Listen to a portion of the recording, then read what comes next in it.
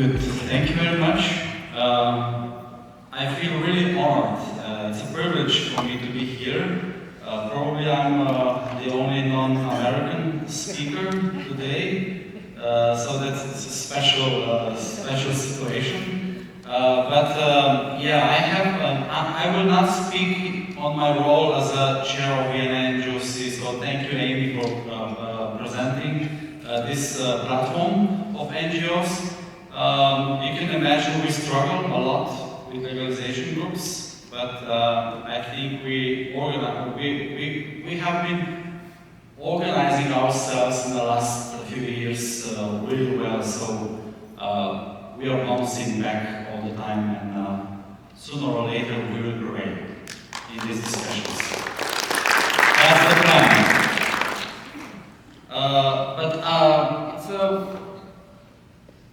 So I always have problems with slides, so some spirits above me help me with the slides. Yeah, I will present a topic which is important, and it's, I would say, in the last couple of years, a collaborative effort, also together with Sam and Amy and other organizations. Because, as you can imagine, we in Europe are also facing this challenge, legalization. Like Malta, Luxembourg, Germany, more and more countries are coming to this list, including Slovenia. And last year, when we collaborated with Sam, and thanks Kevin and Luke for amazing collaboration and support, there was a referendum, a consultancy referendum in Slovenia to legalize medical use of cannabis and psychoactive use of cannabis. We are not using recreational use of cannabis. This is what we decided many years ago, because recreation in Slovenia, in Slovenian language, is connected with leisure, pleasure, sport activities, and so on. So we don't want to connect use of cannabis with recreation. So we are defining this part of cannabis use as a psychoactive use. So this was one of our decisions, and we are really strict with that. We were able to prevent, including with the last year attempt with referendum, already fourth attempt in Slovenia of kind of legalization or softening cannabis-related legislation. So we have some experience in the last 10 to 12 years. So I'm here to share a little bit of our insights and experience, and maybe we can figure out together how to continue with this struggle, not just in US and Slovenia, but also in other parts of the world. So I will explain a little bit about our challenges and how we developed our own strategy based on Slovenian and European context. It's a little bit different than the US, you will hear. And also I will try to highlight the importance of science, the importance of prevention science to establish really effective strategies how to fight these legalization attempts. Prevention science and also well-known advocacy strategies, because we also have a lot of experience in Slovenia, not only with illegal drugs, but also in alcohol policy, tobacco policy. We are one of the top 5 countries with the strictest tobacco policy globally. With the help of our NGO coalition, we were able to get even more than the Ministry of Health expected. So we were able to change some things at the Health Committee in the Parliament to even make it stricter, like plain packaging, like licensing, like it doesn't allow to smoke in the cars when children are present. So this was amendment by civil society in the Parliament. So we have one of the strictest tobacco legislations in the world, and we are very proud of this achievement. So we are using all these strategies and experience also to prevent cannabis legalization.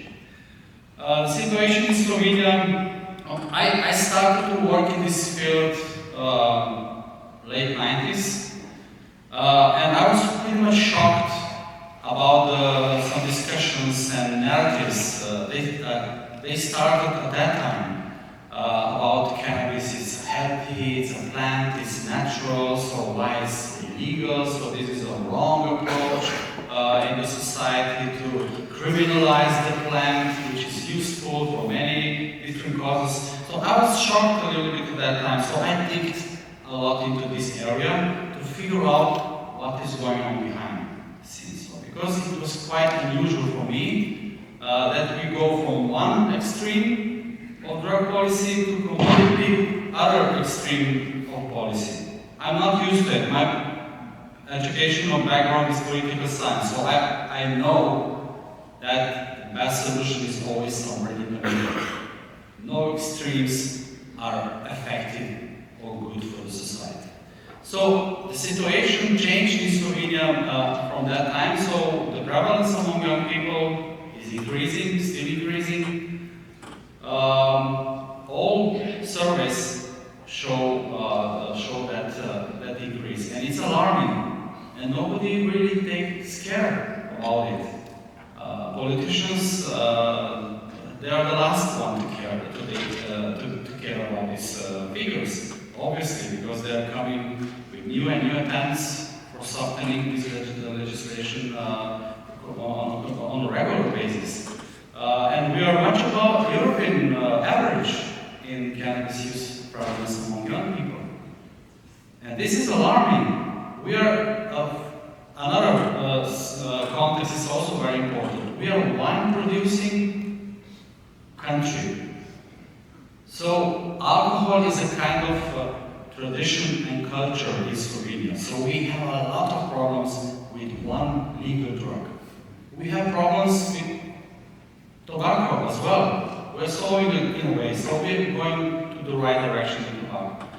So why would we now talking about the third legal drug on the market? Because we struggle with two existing drugs. So that's also a huge question, also from our point of view to politicians. So let's talk first about two existing legal drugs and try to solve this problem first, and then maybe if we do it 100% well, with controlling two legal drugs, then maybe we will be open for any kind of discussions to regulate further. So you see that the situation is going to the wrong direction completely. So they were obviously preparing the situation, the context for also for legalization. So now we know that those processes are intentional from the legalization groups and the industry. Now we know that. So when I think about the history, when I started to work in this field, now I understand some processes at that time. And there were many people, you know, I was shocked also with the responses in media. So one of the strategies, one of the first strategies we adopted is that we need to work with media a lot to separate all those discussions. So they always brought this cannabis issue as a chaotic discussion, like everything in one box. Hemp, medicinal use, psychoactive use, everything in one package. It doesn't work like this. We have different perspectives. Cannabis is useful plant, yeah, it's hemp. You can use it in different purposes.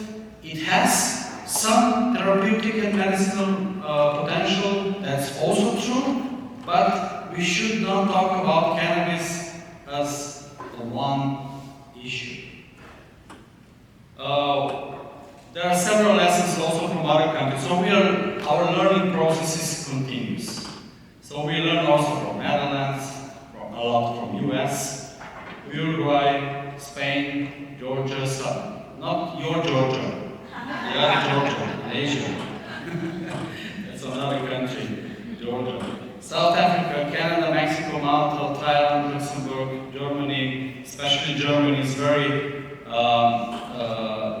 problematic for us because our politicians usually like to relate their own initiatives to German legalization, so we need to be aware of what is happening in Germany. And we know also that the global trends are towards decreased perception of the risk of cannabis, decreased perception of harmful effects and consequences of cannabis. Those processes are global, not only in US or Slovenia, so those processes are global. Also increased perception of accessibility of cannabis among young people, and also obvious abuse of medicinal and industrial potential of cannabis towards legalization for psychoactive use. This is very obvious. And prevention science gives a lot of important tools to deal with these kind of issues, because we know from science that there is a link between attitudes and behavior. So more we change these perceptions, more they influence our behavior. Less we think cannabis is dangerous, more likely people will use cannabis. It's proven in the theory that it works like that. So it's not a discussion about it at all anymore. So those are the facts. So I'm not going to spend so much time about explaining this, but we know from different studies about risk and protective factors that all those things are connected to each other. Risk factors which could have an impact on cannabis use among young people. It's very clear. We know that for decades already, so it's nothing new. So what would legalization bring, and what brought legalization to different jurisdictions, including some states in the United States, in Canada, and some other countries? Changing views towards cannabis, increased accessibility, more difficulties in parental control and prevention, and increasing use of cannabis among young people. Weaker social norms in relation to cannabis. And when we try to figure out how to establish a really effective strategy to fight these attempts of cannabis legalization in Slovenia, we actually formed a coalition. First it was an ad hoc coalition, now we established an entity which is called Slovenian NCB Alliance. So non-communicable diseases, we want to be as broad as possible because we share same risk and protective factors. So it's not intention to separate alcohol prevention, tobacco prevention, cannabis prevention. We all share the same risk and protective factors, so we should address them all together.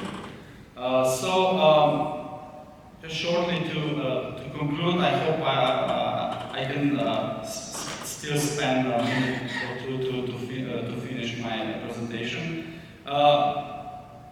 First question to our policy and decision maker was that are we doing well regarding existing drugs on the market? We suck. Especially in alcohol. We do a lot of mystery shopping activities in Slovenia, and we know that compliance rate is miserably low. So every young people can get alcohol without any problem. So we suck.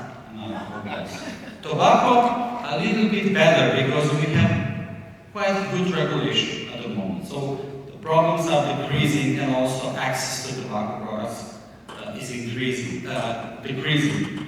So we always ask politicians, you say that with legalization we will regulate and control cannabis in Slovenian market. Yeah, right. We show them alcohol and tobacco statistics. So this is a dream. Will never happen. We are sure. So another, it's that we should separate discussions about various aspects of cannabis use. We did it as a first strategic goal in Slovenia, very successfully. So if we speak about hemp, there is a Ministry of Agriculture, they regulated it, it's available for farmers to do it, everything is well regulated. It's also according to European legislation. Another one is medicinal cannabis. We begged Ministry of Health to regulate it as much as possible, so it is under control of medicinal agency, that they follow the same rules as for other medicines, with prescriptions,